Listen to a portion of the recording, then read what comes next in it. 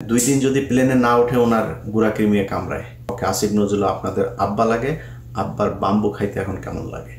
5 তারিখের পর আপনাদের প্রথম আমি বলেছিলাম যে এই সরকারটা আসলে ঠিক জায়গা থেকে সিলেকশন হয় নাই। এটা ওয়াকার, প্রথম আলো, ডেইলি স্টার, ভারত তাদের সিলেকশনের মাধ্যমে এটা একটা বানানো হয়েছে এবং আসিফ নজরুল এটার মূল নিয়ন্ত্রণে। তার জন্য এই সরকার চাইলেও, ভালো যারা আছে তারা চাইলেও কিছু করতে পারবে না। ভালো তো নাই, এমনিতেই নাই। এক ডক্টর মোহাম্মদ ইউনুস উনি তো আসলে এই দুই দিন যদি প্লেনে না ওঠে ওনার গুড়া কৃমিয়ে কামড়ায়। উনি তো এমনি ওনার বিদেশে থেকে ওনার অভ্যাস ছিল, হোটেলে থাকতো, ওনার ঘরে থাকতেও মনে হয় ভাল লাগে না। তো আর বাদ বাকি যেগুলো আছে ওনার পারিবারিক আত্মীয় স্বজন, শ্বশুরবাড়ির লোকজন, ওনার গ্রামীণ ব্যাংকের লোকজন, এগুলোর মিলায় একটা পারিবারিক সরকার, এনজিও সরকার বানায় তারপরে উনি দেশ পরিচালনা করছেন। আপনাদেরকে তো বলেছিলাম, তাই না? বলার পরে আপনারা কি করলেন? আপনারা বীরের মতো আমার বিরুদ্ধে ফেসবুকে পোস্ট করলেন আসিফ নজরুলের পক্ষে। আসিফ নজরুল আপনাদের আব্বা লাগে, আব্বার বাম্বু খাইতে এখন কেমন লাগে? আজকে যদি এই উপদেষ্টা পরিষদটাকে আপনি দেখেন তো কাদের এই 15 বছর আপনি হাঁচি কাশি দিয়েছে এরকম কোনো মানুষ আছে নাকি? লোক ছিল না দেশে? এই যে সাকিব আলী, তার ছেলেকে পর্যন্ত নির্যাতন করেছে শুধুমাত্র ডক্টর কনক সারোয়ারের এই টক শোতে আসার জন্য। প্রফেসর স্যার শহীদুজ্জামান স্যার দেখেন নাই চোখে? হাসিনুর রহমান ওনারা বসাইতে পারতেন না? ওই হাসান নাসের বসাইতে পারতেন না? কারোরে বসান নেই। আপনারা রাষ্ট্রপতিকে রেখে দিয়েছেন। আপনাদের সংবিধান সমুন্নত রাখতে হবে। আপনারা সেই সংবিধান সমুন্নত রেখে তারপর রাষ্ট্রপতিকে রেখে করবেন। বিপ্লবী সরকার করা যাবে না। কারণ হাসিনা যে পালাবে এই ঘটনা তো ওই দিনই 5 তারিখে হয়নি যে এখন এক একজন এক এক রকমের কথাবার্তা বলে। ভাই, আমি 19-20 তারিখে আমি ভিডিও বানাই নাই, শেখ হাসিনা দেশে নাই, আমি গাইবি আওয়াজ দিই নাই, তো শুনেছি সে চলে যাচ্ছে।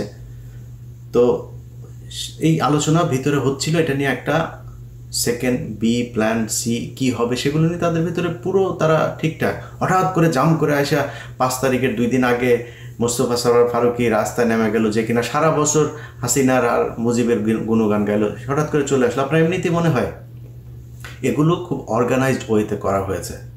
আপনারা কিছুই করেন নাই। আমাদেরকে এখন বলা হয় দেশে আসি না কেন? এক চান্দাবাজের এক ভিডিও পাঠাইলো একজন, এটা তো জাস্ট টাইম ওয়েস্ট এগুলোতে দেখা। ভিডিও পাঠাইলো, ভাই একটু দেখেন। চান্দাবাজ কয় যে আমরা তো দেশে গিয়েছিলাম, তোরা এত দেশপ্রেমিক হলে তুই দেশে যা চান্দা নিয়ে আসছিস। আমি ইলিয়াস এইখানে বসে থেকে তোর বিডিআর বাপদেরকে যা জিজ্ঞেস করিস যে ইলিয়াস কয়জনকে ছাড়িয়েছে, তোর আলেম বাপদেরকে যা জিজ্ঞেস করিস, সবশেষ শফিউর রহমান ফারাবিরে যা জিজ্ঞেস করিস তোর বাপের অবদান কী ছিল, অ্যাটর্নি জেনারেলকে যা জিজ্ঞেস করিস যে তোর এই বাপ কতবার অ্যাটর্নি জেনারেলের হাত পা চেপে ধরেছে যে ভাই এটার একটু শুনানিটা আগায় দেন, যা জিজ্ঞেস করা। তোর বাপ এখানে বসে এগুলো করেছে। তোর বাপ দেশে গেলে এগুলি করতে পারবে না, এই কারণে দেশে যায় না। আর তোরা দেশে গেছিস, তোদের সমস্যা নাই তো? আজ পর্যন্ত বলছিস নাকি তোরা ডিজিএফআই ভাতা খায়া তারপরে তোরা কথা বলিস টাকা পয়সার সমস্যা আছে? এই দিন থাইল্যান্ড, ওই দিন সিঙ্গাপুর, টাকা পাইস কই? তোর বাপের জমিদারি আছে, চোরের বাচ্চা।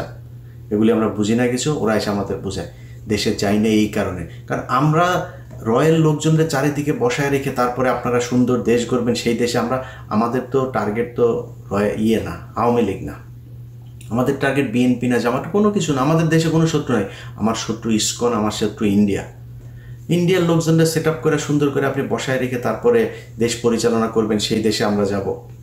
এই দেশ পরিষ্কার না করা পর্যন্ত এই দেশ আমাদের জন্য জীবনে কোনোদিন এখানে কোনো কাজ করতে পারবো? কাজ দিচ্ছেন কোনোদিন? দিয়া দেখেন, যদি নাকি মিনিমাম 1 টাকার 1 পয়সার যদি নাকি কোনো সমস্যা সেখানে দেখাইতে পারেন, নিজের গলায় নিজে জুতা করে তারপর ঘুরবো। কোনো সুযোগ নাই তো। কোনো একটা ভালো লোক ওইখানে যাবে। এই যে তারেক রহমানের মামলার যে রায় দেওয়ার জন্য তারে মাথায় পিস্তল ধরা হইলো, তার স্ত্রীর সাথে শেষ দেখাটা পর্যন্ত করতে পারে নাই। এই লোকটা বাইরে থেকে, স্ত্রীটা মারা গেল, সেই লোকটারে দুদকের চেয়ারম্যান বানাবো শুনলাম। লোকটা ঢুকতে দেয়নি, এই আসিফ নজরুলরা ঢুকতে দেয়নি, চুরি করতে পারবে না। এখন দুদকের কি করে? দুদক কোথায় কোন উল্টায় ফেলছে আমার একটু বলেন তো? কোনো কিছু নাই। মাঝে মধ্যে 2 একটা আওয়াজ দেয়, এটা নিয়ে তাদের বিশাল আকারের একটা দেখাচ্ছে। এই হচ্ছে গিয়া দেশের অবস্থা। এই দেশে আমরা যাব, যাই কি করব? এখানে যা চাঁদাবাজি করব তোদের মতো? তো ওরা এগুলি বলে মাঝে মধ্যে। এখন যাই হোক, এগুলি তো আর সবার কথার জবাব দেওয়ার সুযোগও নাই, সময়ও নাই। এগুলো বাদ দিয়েই যে কথাগুলো বলতে চাই, যে দেশ তো স্বাধীন হয়েছে আপনাদের রক্তের। আপনারা যে সাহস দেখিয়েছেন, এই সাহস ভাই আমি দেখাইতে পারবো না। আগে থেকেই সারেন্ডার করি।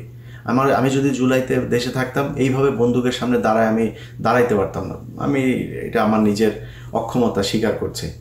আপনারা সেটা করেছেন, আপনারা দেশ স্বাধীন করেছেন, আপনাদেরকেই করতে হবে। আমি বলছি না যে দেশের সরকার উল্টায় ফেলতে হবে, আবার নতুন সরকার আসে তারপর নির্বাচন বাইরে যাবে। ভাই দরকার নেই। আপনারা কিছু দাবি ঠিক করেন। আপনারা সবাই তো সোল্ড হয়ে যান নাই, তাই না? আপনাদের এই উপদেষ্টাদের সাথে ভাই যত কিছুই হোক, যদি জিজ্ঞেস করেন আমারে যে 5 তারিখের আগের থেকে এখন ভালো আছি না, আল্লাহ অনেক ভালো রেখেছে 5 তারিখের আগের থেকে। এখনও মাঝে মধ্যে ঘুম থেকে ওঠার পরে আটকে উঠি যে শেখ হাসিনা কি আসলেই নাই। যখন মনে হয় না ঠিক আছে, ওকে ঠিক আছে, তখন মাথা ঠিক হয়। তো এরকম একটা পরিস্থিতি থেকে আপনারা দেশ উদ্ধার করেছে। আপনাদের নিয়ে খারাপ কথা বলতেও পারি না, জানি তো অনেক কিছুই জানি। চাইলে আপনাদের বহু মানুষের অনেক কিছু নারী নক্ষত্র বের করা যায়, বলি না, বলবো না কোনোদিন। মনে করেন না যে উপদেশটা থেকে চলে গেলে তারপরে বলবো, কারণ এইটুকু কৃতজ্ঞতা বোধ আপনাদের প্রতি আছে যে আপনাদের কারণে অন্তত হাসিনা দেশ থেকে পালিয়েছে। এটাই অনেক কিছু। শুনলাম টাকা কামাই, তা আমি বল ভাই আপনারা এই টাকা পয়সা নিয়ে এতই শুরু, মানুষের টাকার দরকার আছে। কারণ আমি আমেরিকায় থাকি, আমার যদি কেউ জিজ্ঞেস করে যে আমার হাতে যদি ভাই আমেরিকায় যদি একটা বাড়ি হয়, একটা গাড়ি থাকে, হাতে যদি মানে মোটামুটি 2-4 লাখ ডলার হাতে থাকে, জীবনে কিছু দরকার নাই। এখন আমার মনে করেন যে এখনই এই মুহূর্তেই যা আছে, আমি আল্লাহর রহমতে যা খেতে ইচ্ছা করে খাই, মানে সমস্যা হয় না তো কোনো কিছুতে।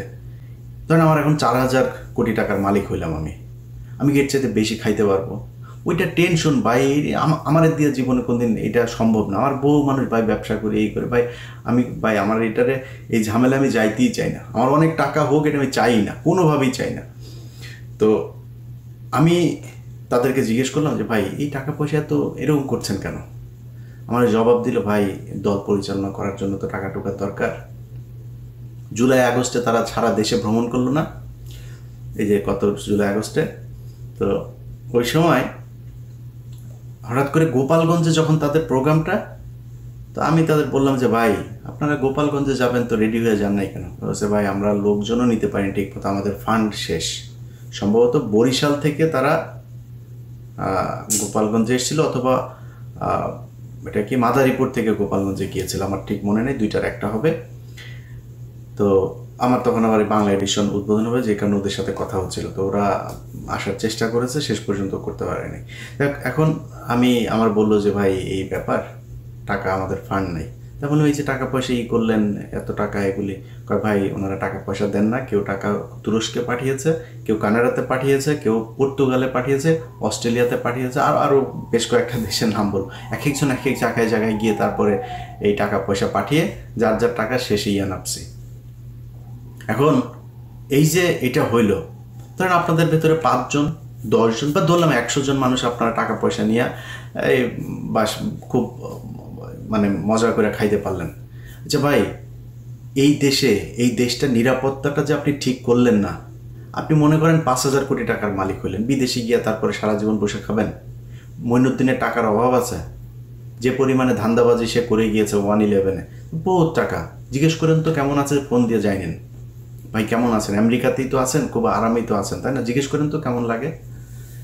এত মজা না বিদেশের জীবন।